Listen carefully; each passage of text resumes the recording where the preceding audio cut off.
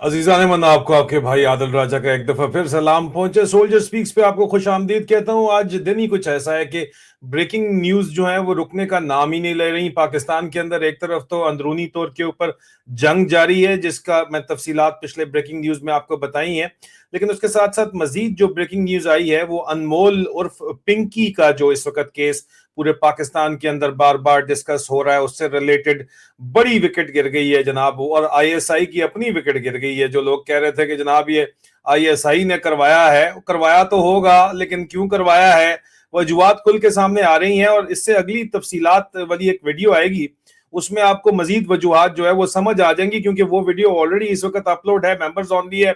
सुबह आपको जो है वो पाकिस्तान के अंदर दोपहर के वक्त देखने को मिल जाएगी। तो इस ब्रेकिंग न्यूज के साथ उसको लिंक कर लीजिएगा। इस ब्रेकिंग न्यूज की डिस्क्रिप्शन के अंदर तो शायद इस वक्त नहीं, लेकिन बाद में मैं डाल दूंगा उसको लिंक भी।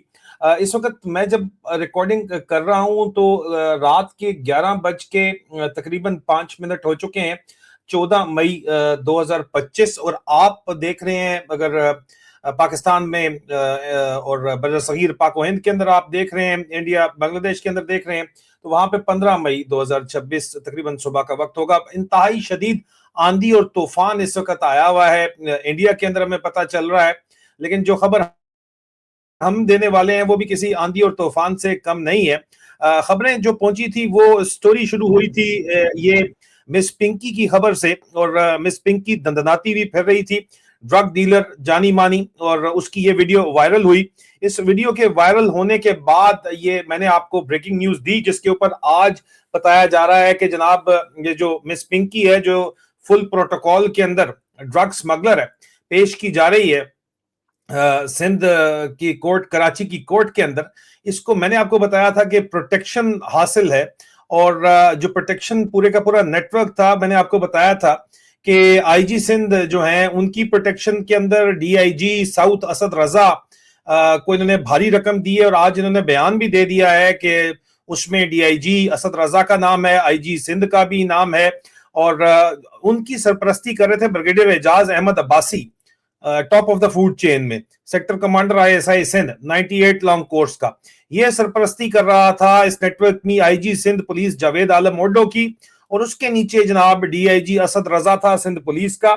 और अब जो इस वक्त हमारे पास इतलात पहुंची हैं, वो इस नेक्सस के अंदर जो तफसीलात हम तक पहुंची हैं, जो मुख्तलिफ इंक्वायरीज चल रही थी, लोग कह रहे थे कि जनाब ये आईएसआई ने गिरफ्तारी करवाई है। आईएसआई किस तरह गिरफ्तारी करवा सकती है जनाब? इस चेन के अंदर जो सरपरस्ती है वो आईएसआई का टॉप बॉस, जो सिंध का टॉप बॉस है, वो खुद कर रहा है।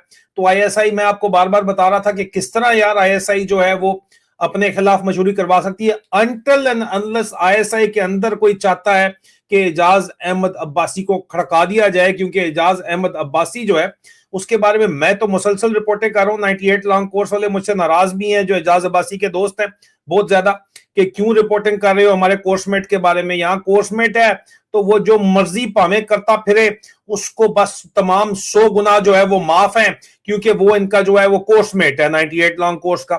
आप देखें, अगर कोई मेरा अपना 99 लॉन्ग कोर्स वाला भी 2 नंबरी करेगा तो उसको भी मैं छोड़ता नहीं हूं, मैं उसका भी नाम लेता हूं, उसकी भी तस्वीर सामने लगा देता हूं। तो 98 लॉन्ग कोर्स वाले प्लीज डोंट माइंड यार, आप लोग जो है वो ज्यादा मुकद्दस गाय ना बनो। अगर आपके बॉसेस और जर्नैलों को हम नहीं छोड़ते तो फिर आपके कोर्समेट्स को किस तरह छोड़ दें?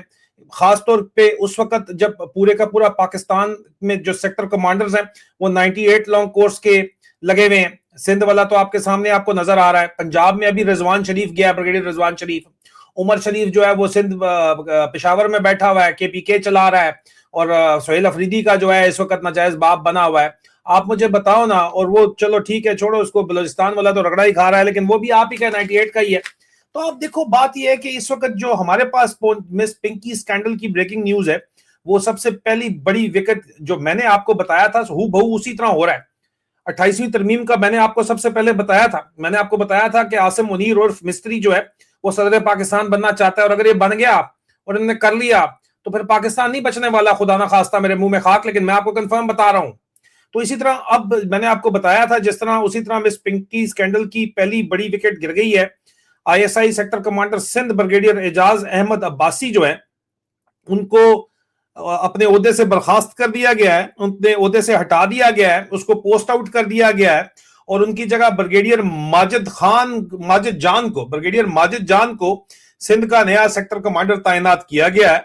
ब्रिगेडियर माजिद जान जो है, जराये के मुताबिक ब्रिगेडियर अब्बासी से जो मैंने आपको बार बार जो रिपोर्टें भी कर रहा था उसकी कंफर्मेशन है, जो मैं आपको बात बता रहा हूं कि ब्रिगेडियर अब्बासी ने, जो आपकी तस्वीर नजर आ रही है, इसने अपने जाती मफादात के लिए कई पुलिस अफसरान को उनके सर के ऊपर हाथ रखा हुआ था। एक तो इसका अपना कोर्समेट था 98 लॉन्ग कोर्स वाला मेसर जो है, उसके अलावा एक इसका रिश्तेदार था ये असद रजा आईजी सिंध, इसके अलावा कई सिंध हुकूमत के वुजरा और ठेकेदारों के ऊपर भी इसने हाथ रखा हुआ था। और अब जो इनकी जगह बंदा आ रहा है ब्रिगेडियर माजिद जान, वो dirty Harry major general Faisal Naseer DGC ISI का कार खास और करीबी बताया जाता है। और उसको मैंडेट ये दिया गया है क्योंकि एजाज अब्बासी ने बड़े तरीके के साथ हमेशा डीजी आईएसआई, इसने फैज हमीद के साथ बड़े अच्छे तलकात, नदीम अंजुम के साथ बड़े करीबी इसके तलकात थे, और फिर इसने आसम मलिक के साथ तलकात बनाए हुए थे। तो डीजीसी इसके ऊपर मौके की तलाश में था, उसको लगता यह है कि मौका मिल गया है डर्टी हैरी को, और अब उसने भेजा है जनरल ब्रिगेडियर माजिद जान को, और माजिद जान को यह टास्क दिया गया है कि माजिद जान जो है वो इस वक्त जब यहाँ पे आएगा तो वो एजाज अब्बासी के दौर में होने वाले जितने भी मुबैना बदनवानी करप्शन के केसेस हैं, पिंकी शामिल, अनमोल पिंकी शामिल, उन सब के ऊपर वो इंक्वायरी खोलेगा।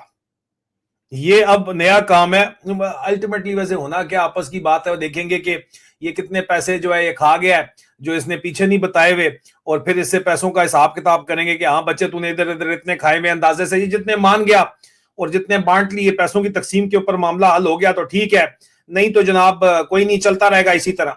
बाकी जहां तक मेरी खबरों की वेरिफिकेशन का ताल्लुक है, बहुत से यहाँ पे आ जाती हैं, तमूड़ियां निकलती हैं, छिपलियां निकलती हैं, उनको चुनूने काट रहे होते हैं, वो कहती हैं कि जनाब ये किस किस्म की बातें करता है। तो उनको मैं ये वाज़े तौर के ऊपर, ये सबूत के तौर के ऊपर सिर्फ आज हल्का सा टीजर दे दूं। मैंने आपको ये रिपोर्ट जो है दी थी कि जनाब आसिम मुनीर की फट गई है, फौज में बगावत का डर है, नए महाज खोलकर बहानाबाजी कर रहा है, ट्रंप को धोखा देने का प्लान है। ब्रेकिंग न्यूज जीएचकी की मैंने बताई थी कि ये भाई अफगानिस्तान से जानबूझ के महाज खोलेंगे। मैंने जनवरी 2028 में आपको बताया था अफगानिस्तान और इंडिया से भी पंगा लेंगे, ये सिर्फ इसलिए बताने के लिए कि हम बहुत बिजी हैं, हम गजा में फौज नहीं भेज सकते। मैंने आपको तमाम तर तफसीलात बताई थी कि हमारी ओवरवेलमिंग कमिटमेंट है, ये खुद दहशतगर्दी करवाएंगे और उसके बाद इंसदाद दहशतगर्दी का बहाना बनाएंगे। मैंने आपको 28 जनवरी को बताया था, हूबहू बिल्कुल वही हो रहा है जैसा मैंने आपको बताया था। इन्होंने खुद दहशतगर्दी का जो जिन है वो बोतल से बाहर निकाला है, और अब ये बहाना बना रहे हैं कि हम गजा फौज नहीं भेज सकते, हम जो है वो आपके मदद बराह रास्त नहीं कर सकते।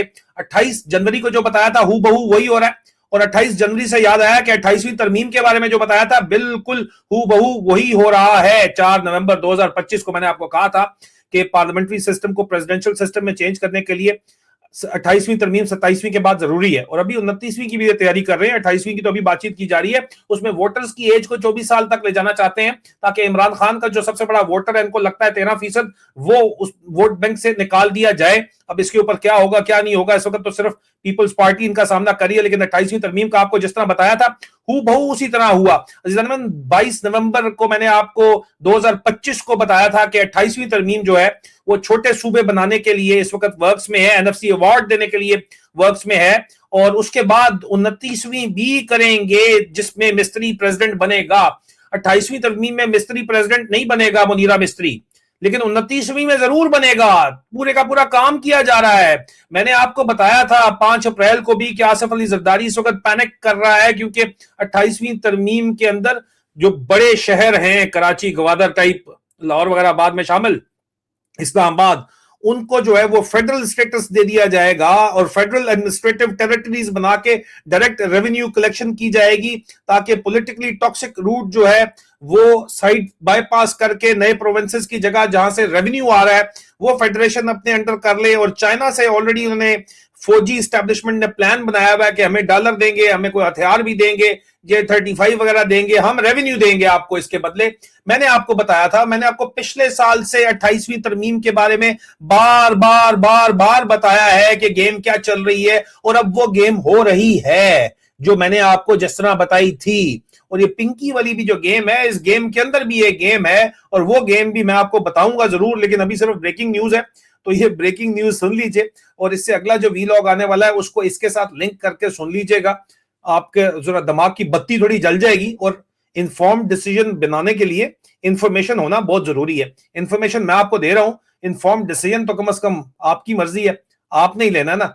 हम आपको जो है वो सिर्फ आप घोड़े को पानी तक ला सकते हैं, उसको पिला तो नहीं सकते जबरदस्ती, पीना तो आपने खुद ही है। अपना ख्याल रखिए। खुदा हाफिज।